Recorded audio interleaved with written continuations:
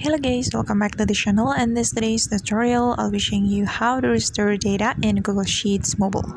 So guys, here I have already opened my Google Sheets application on my phone, and if you want to restore data in Google Sheets, the first thing you have to do is clicking on this button on the top left corner of your screen.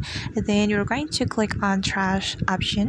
This one guys, tap on trash option, then you have to select a file you want to restore, and for example I'm going to restore this file, this annual calendar. So we can tap on this three dots button on the file, then just tap on restore option. Okay, and now the file has been restored, and if you want to restore another file on your Google Sheets, you can simply do the same step. So for example, I'm going to restore this to the list file, tap on the three dots button, then tap on restore.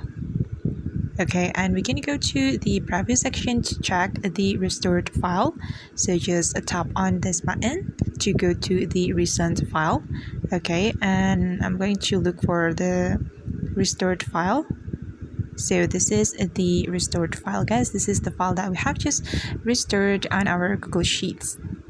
Alright guys, and that's how we can restore data in Google Sheets. I hope this tutorial will be helpful for you. Thank you so much for watching, and see you in the next video.